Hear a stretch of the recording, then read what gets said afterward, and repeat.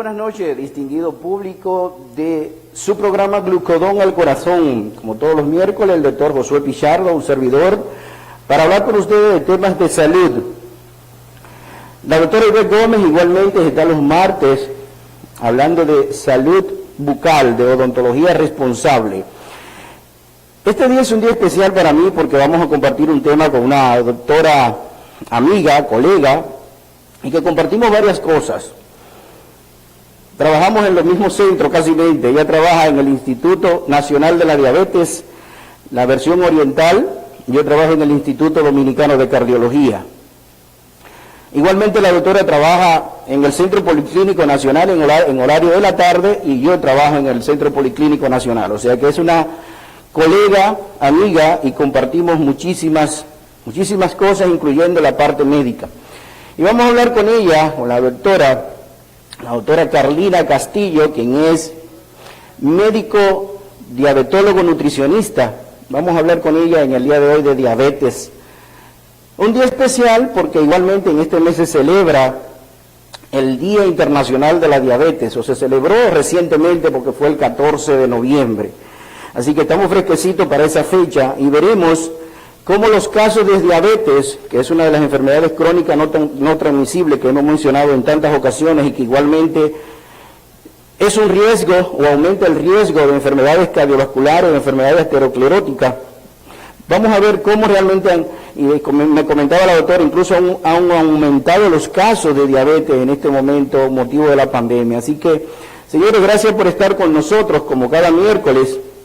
Le agradecemos que nos hagan los comentarios a través de Facebook, a través de YouTube. Igualmente, sé que directamente ustedes nos ven, principalmente la gente del este, gente de San Luis, de San Isidro, gente del Sánchez Luperón, que nos hace saber que están pendientes de que los miércoles estemos presentes con ustedes. Así que le agradecemos que igualmente nos retroalimente y nos diga de qué temas quieres que hablemos en nuestro próximo programa y con todo el gusto vamos a hacerlo.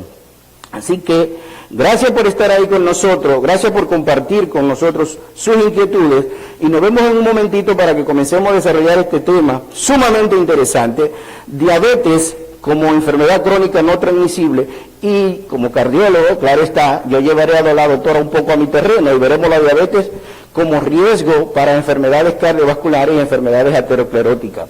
Así que no se muevan de ahí que vamos a regresar en un momento con la doctora Carlina Castillo.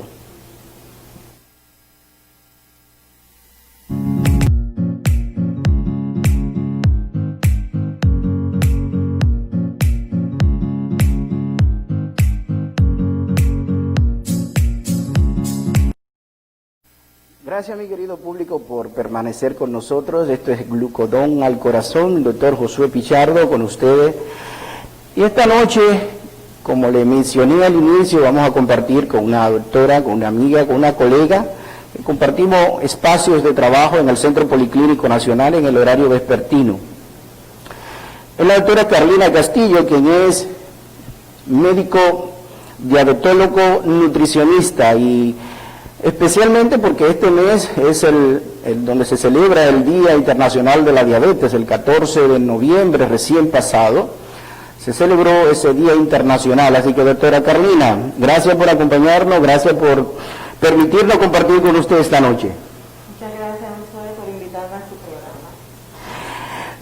programa. Gracias, la verdad que sí, nos sentimos honrados y una dama que además, como le digo, de trabajar con nosotros en la tarde, pues maneja muy bien todos los pacientes cardiológicos míos que necesitan una diabetóloga, pues siempre le digo a la secretaria, investiga cuáles son los días que viene la doctora. Así es. Gracias, Carolina, de verdad que sí, me siento complacido de que esté con nosotros. Y de una vez, Carolina, para que la gente comience a enterarse bien, ¿por qué se celebra así un Día Internacional de la Diabetes? Yo sé que también del corazón hay un día. ¿Por qué Día Internacional de la Diabetes y por qué quizá en el mes de noviembre? Sí, en general esto fue principalmente porque la unión de la OMS con la Federación Internacional de Diabetes decidieron tener un día para concienciar a las personas sobre la diabetes, sobre la educación, sobre que tienen que empoderarse. Tomaron como un símbolo el símbolo este que tengo aquí, este circulito azul que tengo aquí, lo tomaron como el símbolo para identificar que estamos unidos en contra de la diabetes con el color azul del cielo que nos une a todos. Qué bien, interesante el circulito de la diabetes. Igualmente, digo, existe así el Día Internacional del Corazón, donde los cardiólogos nos reunimos y tratamos de dar charlas en diferentes foros, justamente para eso, para que las personas conozcan las enfermedades cardiovasculares, la importancia de las enfermedades cardiovasculares, cómo prevenirla, cómo realmente uno mantener controlada ya el que tiene una situación cardiovascular. Es sumamente interesante realmente que la gente entienda estos procesos. ¿Y cómo la gente, Castillo, podría definir en un momento rápido, bueno, soy diabético? ¿Cómo diagnosticamos la diabetes como enfermedad crónica no transmisible? En el sentido de que es una enfermedad que no se nos pega de persona a persona y que el que le da, pues va a continuar por mucho tiempo. ¿Cómo se diagnostica o cómo una gente puede pensar, bueno, tengo diabetes? Ok, los síntomas principales que una persona debe tener en cuenta son, lo conocemos como las 5P. El paciente orina mucho, el paciente tiene una sed excesiva, boca seca, garganta seca, esta necesidad por tomar mucha agua, al paciente le da mucha hambre y a pesar de que come mucho, pierde mucho peso. Visión borrosa, se puede sentir, estos pacientes se sienten débil, con mucho cansancio, sueños, pueden sentir calambres en las manos, en los pies. Estos son los principales síntomas. No necesariamente tienen que aparecer todos en un paciente, pero ya si un paciente se levanta más de 2 y 3 veces en la noche a orinar y que no lo hacía antes y de repente lo está haciendo, entonces debe tomar una alerta y pensar, tengo que hacerme una prueba. Perfecto, hacerse una prueba y además entiendo si la enfermedad de la diabetes, como algunas otras enfermedades, tienen un componente también genético, o sea, si esa persona también tiene que sus padres son diabéticos, que si ambos son diabéticos, que su hermano ya es diabético, que a veces es menor, pero ya es diabético, sí. Entiendo entonces que la sospecha sería mayor. Mayor, exactamente, cuando tienen este antecedente familiar. También deben tomar en cuenta que para la diabetes tipo 2, que es la más frecuente, es la que le aparece más en los adultos, estos pacientes a veces no tienen familiares, pero llevan una vida un poco desordenada con relación a la alimentación, al ejercicio, sedentarios, entonces esto le provocaría... Qué bueno que entraste ahí, dijiste esa parte que de diabetes 1 y diabetes 2. ¿Cómo la gente, nuestra gente que no tienen todas quizás las herramientas desde el punto de vista que no son médicos y que no tienen las informaciones muy precisas, cómo saber, bueno, tengo diabetes tipo 1 o diabetes tipo 2, cómo puede, después que una persona ya es diabética, y cómo entonces saber si es un tipo o el otro tipo? Ok, tenemos diferentes tipos de diabetes. Tenemos la diabetes tipo 1, que es la que aparece principalmente en niños y jovencitos, aunque no es exclusiva de ellos, es muy rara en un adulto, generalmente son niños. Estos pacientes van a necesitar insulina, inmediatamente se diagnostica de una manera más estrepitosa, el paciente se presenta más agudo, que un paciente tipo 2. El tipo 2 es como... O sea, cuando tú dices sí, quizás es que el paciente puede debutar con algo, o sea, una complicación de la diabetes, sí, que de repente debute, no sepa que es diabético y de repente lo llevan malo al médico a una emergencia, que perdió, por ejemplo, el conocimiento y le encuentran la diabetes a una persona joven sin el antecedente previo, la azúcar se le encuentran, o la glicemia, en 350, por ejemplo.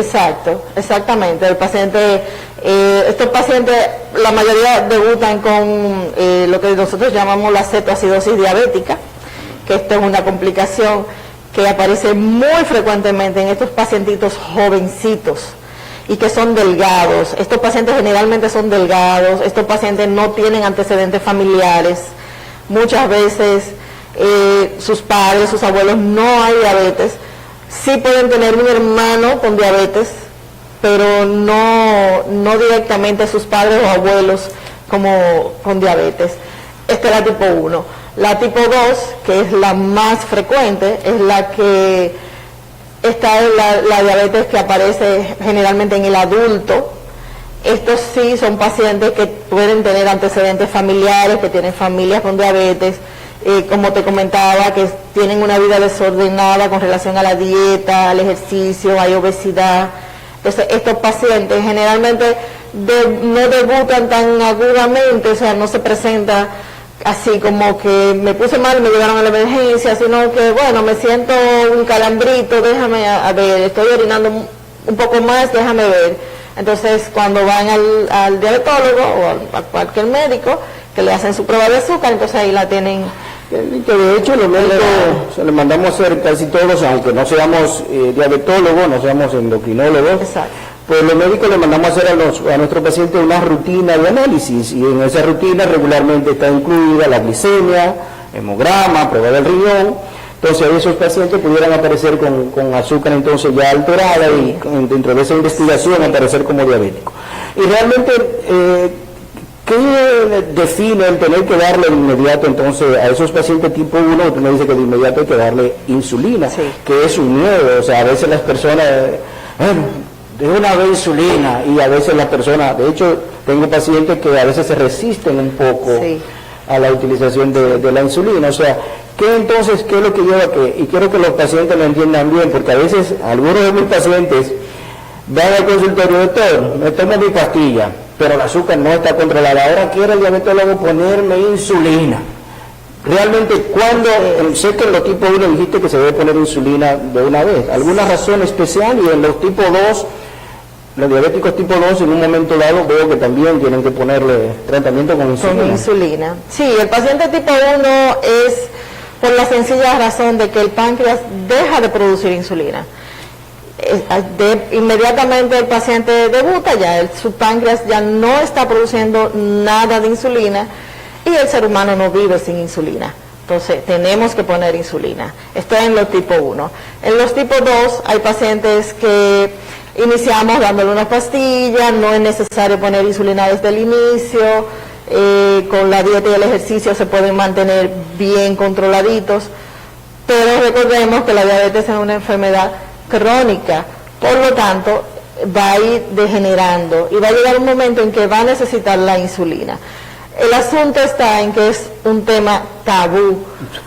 Sí. O sea, ahí hay muchísimas cábalas con relación a la insulina a nivel del pueblo, y uno tiene que educar al paciente, decirle que no es cierto. O sea, la insulina no pudre, la insulina no deja ciego, la insulina no tumba el pene, como la mayoría, generalmente los hombres tienen mucho miedo. Justamente te quise preguntar eso porque muchos de los pacientes tienen ese temor, no, que doctor, insulina, yo no me gustaría, y yo no acepto esa insulina, porque entienden que la insulina puede hacerle más daño. Y como decía la doctora, y me disculpa la doctora, para que los cardiólogos somos internistas y sabemos un poco, los diabetólogos son especialistas en eso, pero los internistas sabemos un poco lo que ella mencionó, de que en el páncreas, que es el órgano donde se produce la insulina, en los islotes de Langerhans, ¿verdad? Unas células especializadas que hay ahí, que son la productora de insulina.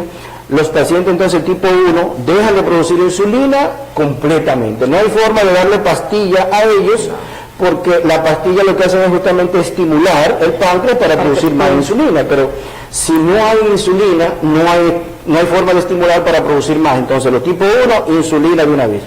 Como decía la doctora, entonces los tipo 2, los diabéticos tipo 2, entonces pastilla, pero hay un momento que necesitan obligatoriamente insulina. ¿Cuál es la razón? ¿Se agota? ¿Las células se cansan? ¿Hay alguna condición? Sí, ya se ha demostrado que cuando el paciente tipo 2 debuta, ya el 50% de sus células, las tipo Langerhans, ya la ha perdido. O sea, la función del páncreas es un 50%. Entonces, al ser una enfermedad degenerativa, con el paso del tiempo esas células se van agotando también. Y llega un momento en que se agota la insulina en el paciente. También hay pacientes que son un poquito más indisciplinados, que no llevan la dieta, que no hacen ejercicio, que se toman la pastilla un día, 3 días no, entonces eso hace que se descompense. Y utilizamos lo que una manera de nosotros saber más o menos cómo está el paciente antes de venir a nosotros, la hemoglobina glucosilada. Entonces eso es uno de los parámetros que nosotros tomamos, que si la hemoglobina glucosilada está elevada por encima de 9, ya sabemos que el paciente no está bien controlado y debemos ir pensando ya en iniciar una terapia con esa es una prueba especial que junto con los análisis regulares los médicos los pedimos y especialmente los diabetólogos, pues para, como dice la doctora. Pero vamos a ver más adelante, vamos a hacer una primera pausa para que veamos esa prueba, porque muchos pacientes, lo primero cuando son diabéticos me dicen, doctor, y acuérdese de la hemoglobina glucosilada, póngamela para hacérmela, sí, para que la doctora nos explique realmente a cabalidad cómo se utiliza esa prueba, porque creo que también se utiliza para diagnóstico, ya la doctora nos dirá. Y vamos a ver también la diabetes como factor de riesgo cardiovascular. ¿Por qué? Porque los cardiólogos, los internistas, que manejamos pacientes con situaciones crónicas, igual que la diabetes, como hipertensión, como cardiopatía isquémica, aterosclerótica, ya sea a nivel cardiovascular, ya sea a nivel periférico o a nivel cerebrovascular, sabemos muy bien que aquellos pacientes que son diabéticos, además de esas condiciones cardiovasculares, pues tienen más riesgo de hacer eventos en el futuro. Así que vamos a ver cómo la diabetes contribuye a esos riesgos cardiovasculares. No se muevan de ahí y regresamos en breve con la doctora Carlina Castillo, diabetóloga nutricionista.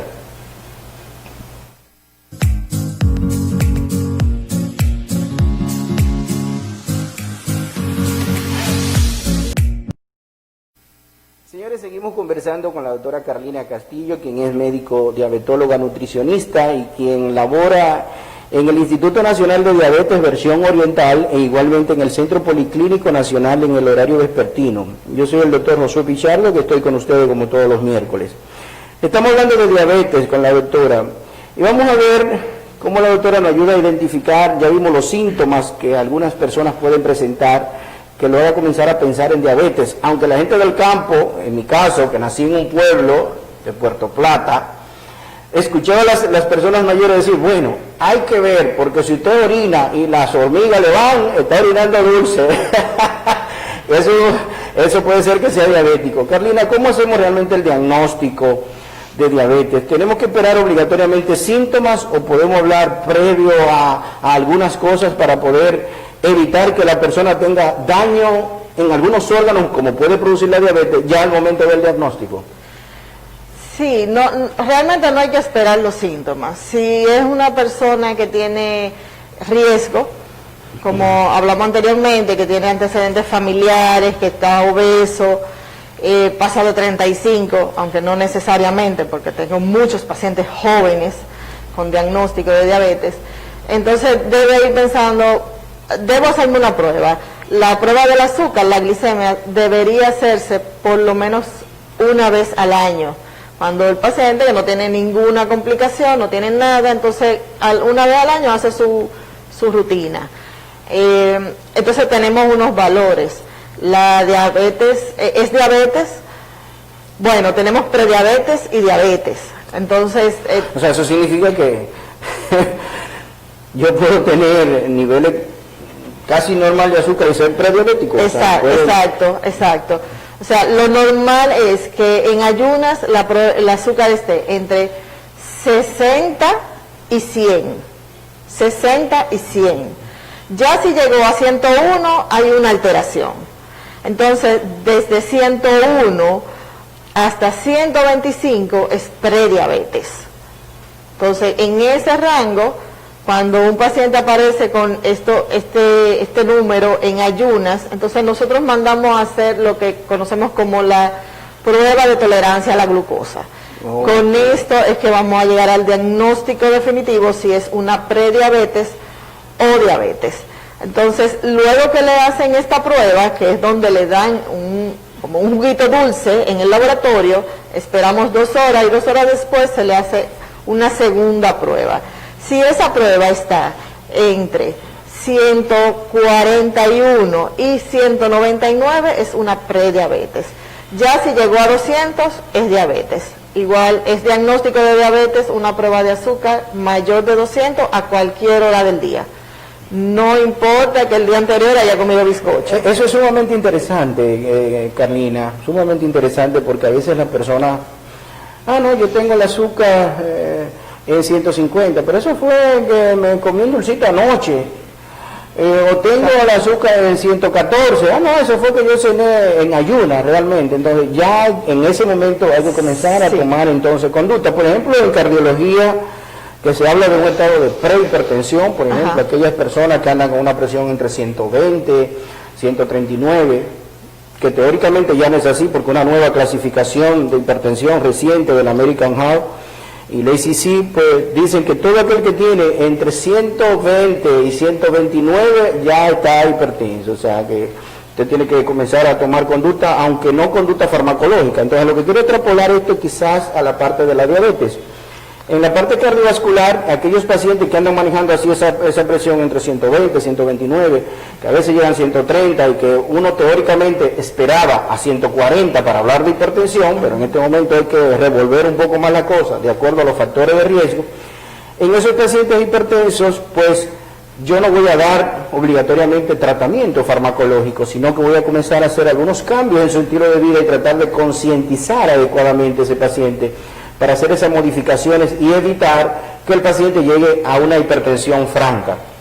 En el punto de prediabetes, entonces, ¿habría alguna condición farmacológica o es un tratamiento de orientación no farmacológico? Sí, igual, nosotros iniciamos con un cambio en el estilo de vida. El paciente debe cambiar su forma de alimentación, debe incluir actividad física. Y si la próxima consulta vemos que aún esos niveles no están como queremos, en meta, entonces sí iniciamos con fármacos. Entonces, a muchos pacientes dicen, pero si yo no tengo diabetes, ¿por qué me va a dar una pastilla?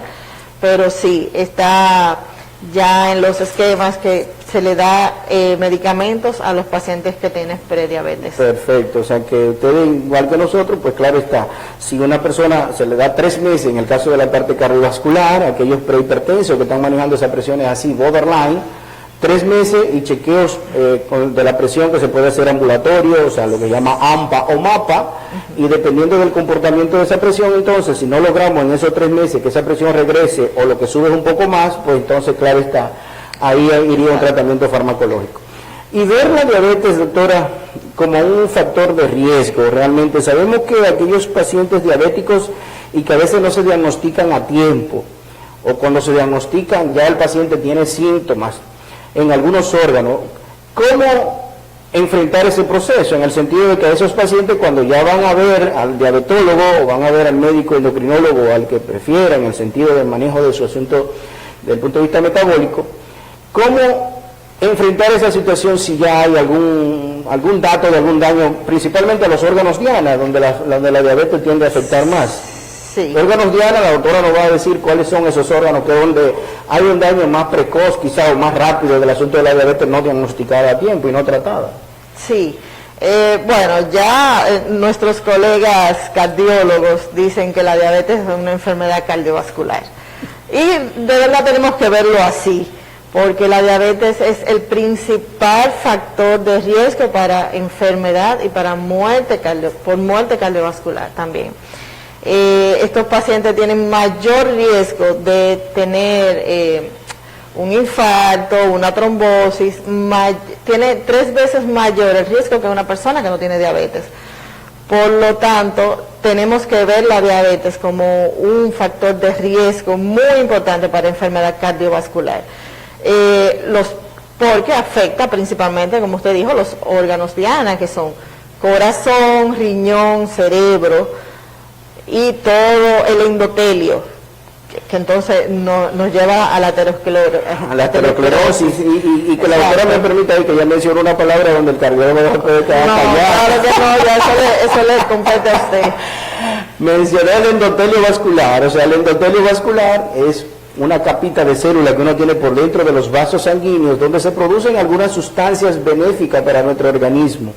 Ese endotelio vascular produce, por ejemplo, una de sus principales sustancias es el óxido nítrico, que el óxido nítrico es un vasodilatador, o sea, hace que las arterias se mantengan más abiertas.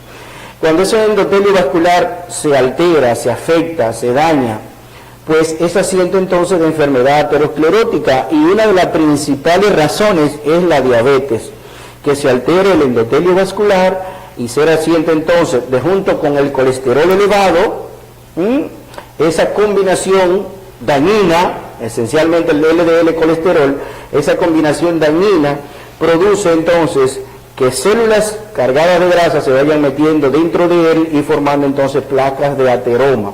Placas de ateroma que no es más que esa grasa que se va depositando ahí y que el calcio luego la arropa un poco y va obstruyendo de manera crónica la arteria.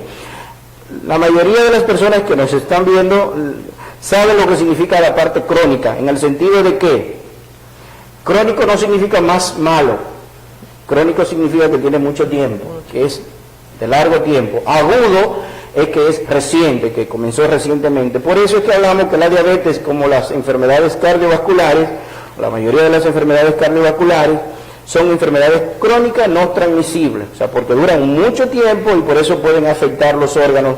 Y un órgano esencial, doctora, que veo que con frecuencia se afecta, que es la visión. La diabetes afecta muchísimos pacientes, mira, no, que es diabético y que tengo un problema en la retina, que me hablaron de retinopatía diabética.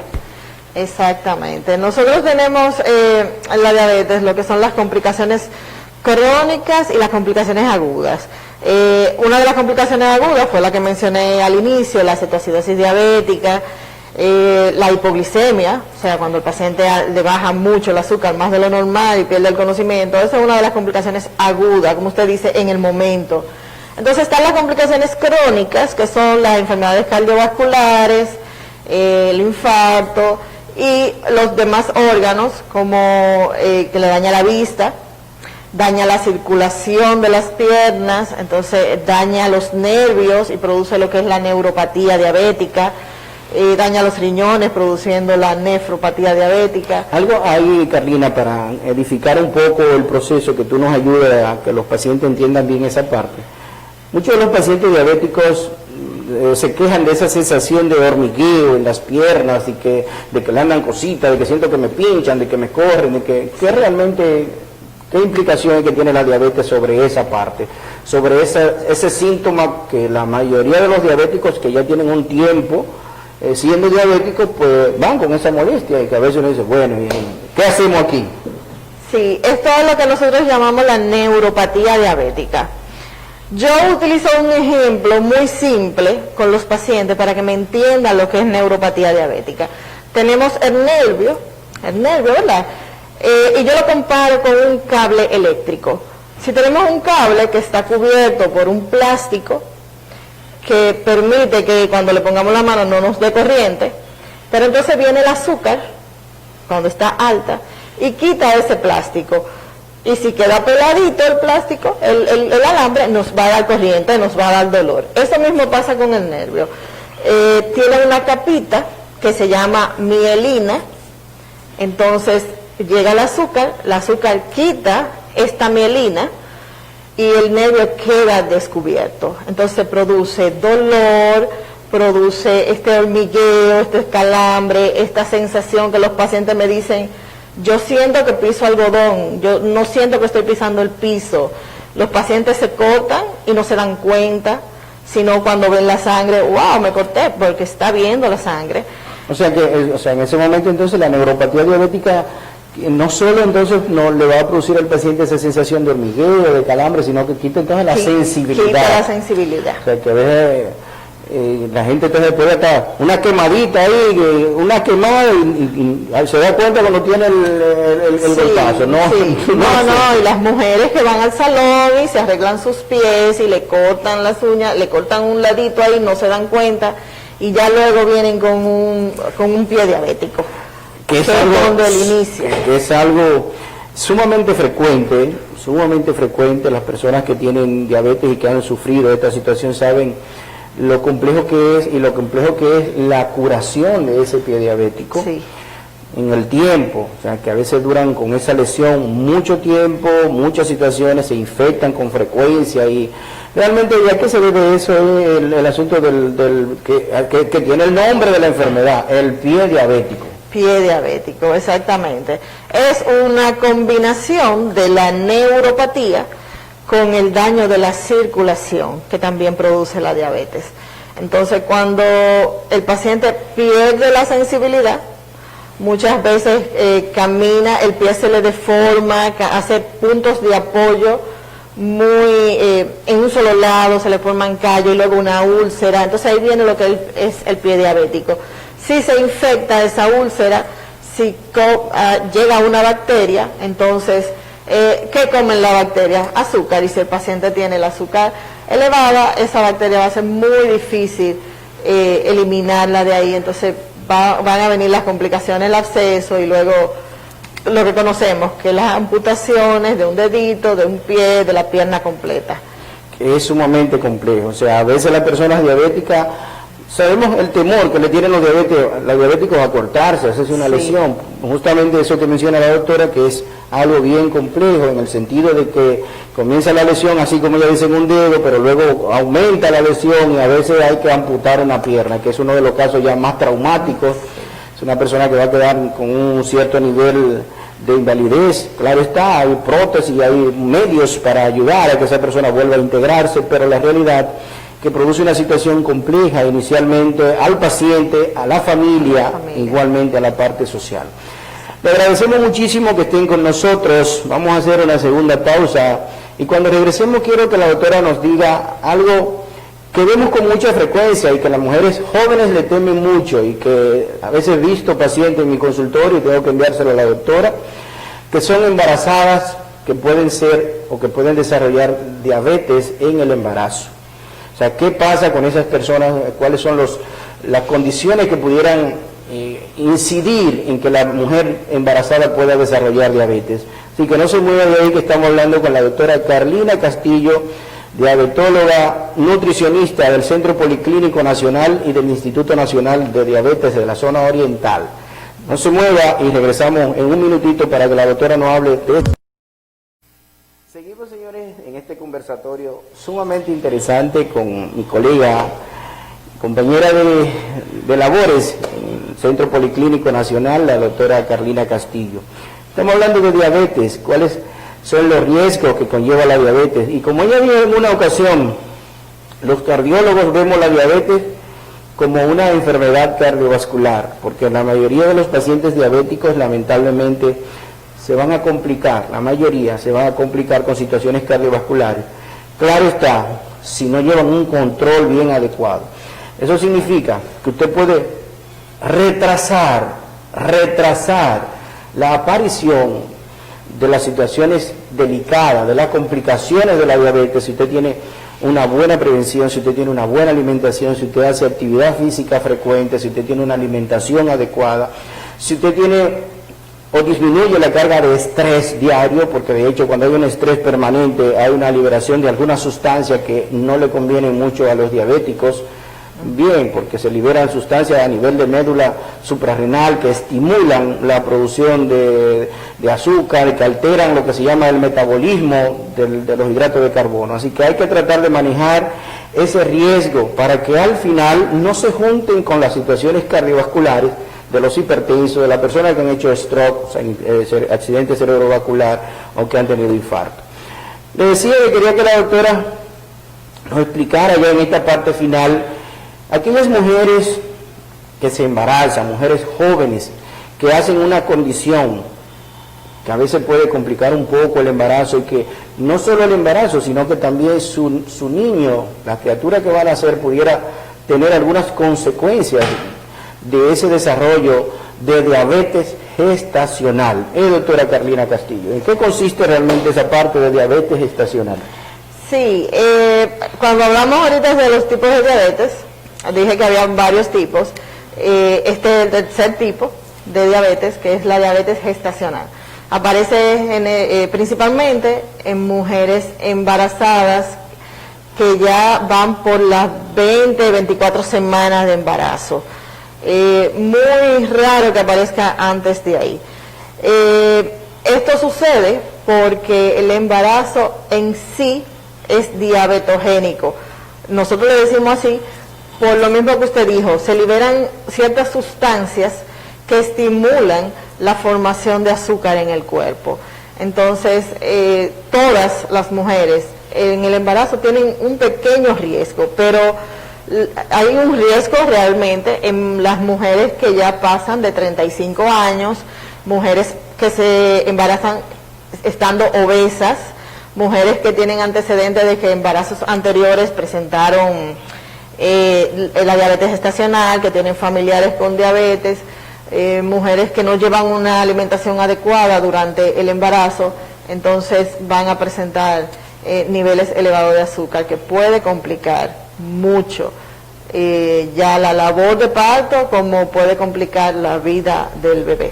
O sea, los niños que son los hijos de madre que han hecho diabetes gestacional, ¿pudieran tener alguna condición entonces o alguna complicación futura después por esta condición del embarazo de su madre? Sí, no es que nacen con diabetes. Estos niños generalmente, si la mamá se mantuvo con niveles muy elevados de azúcar, estos niños van a nacer macrosómicos, o sea, muy grandes, de muchas libras, que los familiares dicen que hermoso, pero un niño de 10 libras, que nace de 10 libras, no es saludable. Eso, para nada. Inclusive los diabetólogos lo consideramos como esto fue un fracaso en mi trabajo si el bebé nació mayor de 8 libras. Entonces, estos niños corren el riesgo, el primer riesgo que corren es cuando nacen, pueden producir hipoglicemia y morir. Mueren niños que aparentemente sanos, muy hermosos, pero mueren porque el páncreas del bebé produce mucha insulina, porque en el medio en que estaban había mucho azúcar. Entonces, cuando sale del cuerpo de la mamá, sigue produciendo mucha insulina y estos niños pueden morir en las primeras 72 horas. Este es uno de los primeros riesgos. Tienen el riesgo de ya luego a largo plazo del niño seguir siendo obeso si no le dan la educación adecuada en alimentación y actividad física, y desarrollar muy temprano una diabetes tipo 2. Sumamente interesante, o sea, miren las madres que a veces, y eso es algo que la gente de los pueblos siempre, cuando una persona está gordito, ay, qué bonito está en salud. Señor, estar gordo no es salud. No es salud. Lamentablemente no es así. El estar gordito, y menos estar gordo desde niño, de hecho está demostrado que si usted tenía obesidad desde la infancia, y más desde el nacimiento, neonato, usted tiene muchísimo más probabilidades de ser obeso en la adultez. Bien, y de hecho entonces va a tener mucho más riesgo de desarrollar todo lo que es una cascada de complicaciones, comenzando por un denominado síndrome metabólico, donde hay alteración de la grasa abdominal, donde se acumula mucho más grasa en el vientre, en la parte abdominal.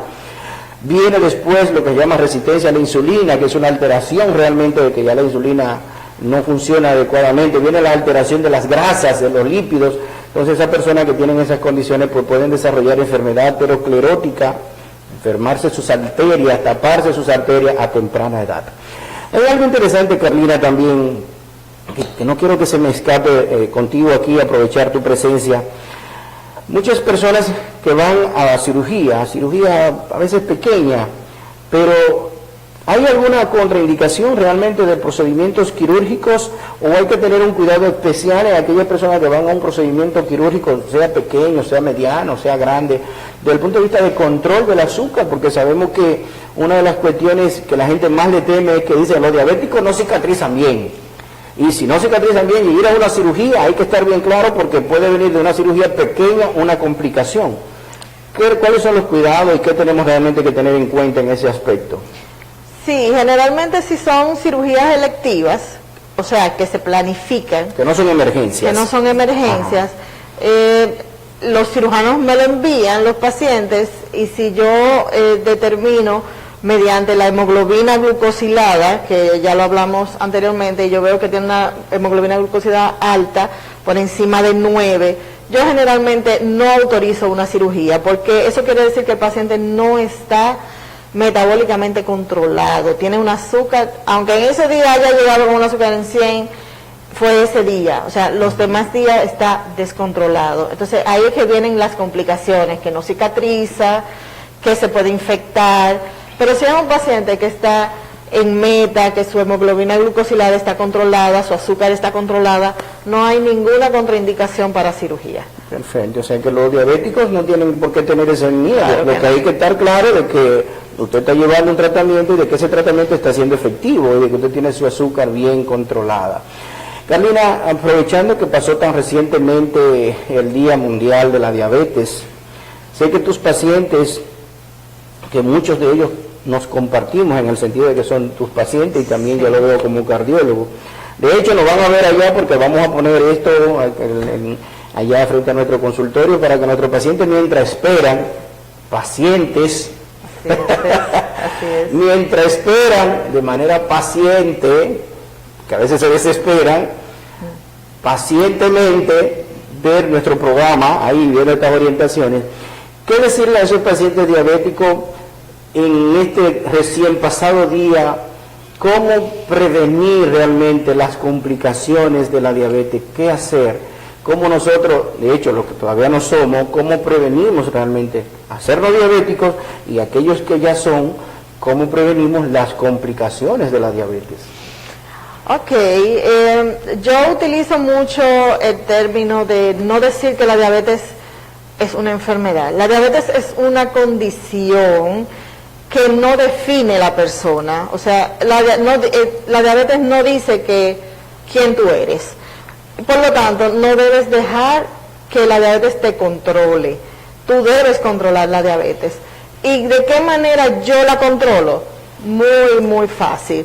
Comiendo saludable, haciendo ejercicio y usando su medicamento. Eso es lo básico en un paciente que tiene diabetes. Conocer su condición, conocer qué es la diabetes, educarse en diabetes para que la diabetes no lo lleve entonces a estas lamentables condiciones que trae luego. Cuando vayan al diabetólogo, no importa, ¿no? O sea, no pueden tener el miedo de preguntarme, doctora, ¿qué yo tengo? ¿Qué tipo de diabetes? ¿Qué yo puedo hacer? ¿Qué tiene mi pie? Yo me siento esto. Preguntarle al médico para conocer y saber todo lo relacionado a la diabetes. Y para los que no tenemos diabetes aún, es tan simple como llevar una vida saludable. Comer saludable, y tener actividad física más frecuentemente, y más cuando tenemos el antecedente familiar, que casi todos tenemos el antecedente familiar. Entonces debemos llevar una vida lo más saludable posible y, como usted dijo también, bajarle un poquito al estrés, bajarle un poquito. Los pacientes me preguntan, ¿hay diabetes emocional? No hay una diabetes emocional, pero sí, cuando tenemos esta cantidad de estrés que se liberan estas sustancias, estimulan la formación de azúcar. Entonces eso tenemos que bajarle un poquito. Qué bueno, qué bueno. Gracias, doctora Carlina Castillo. Ella mencionó algo ahí al final que los cardiólogos mencionamos mucho y que recientemente también pasó el Día Internacional del Corazón en septiembre, es conocer tus números.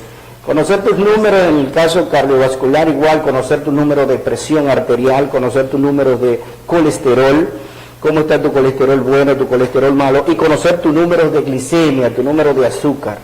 ¿Por qué? Porque ese conocer tus números te va a permitir entrar en una fase de razonamiento para hacer que si realmente hay alguna condición que te lleva a una prediabetes, a una prehipertensión, hay que cambiar el estilo de vida, hay que cambiar el estilo de alimentarse, hay que cambiar el estilo de hacer actividades diarias, en el sentido de que si usted lo que vive es sentado trabajando a una computadora, dedíquele una hora de su vida a hacer actividad física donde usted consuma calorías, donde usted quema el colesterol que realmente se ha ido produciendo por lo que usted ha ido ingiriendo a través del día, de la mañana, de la noche.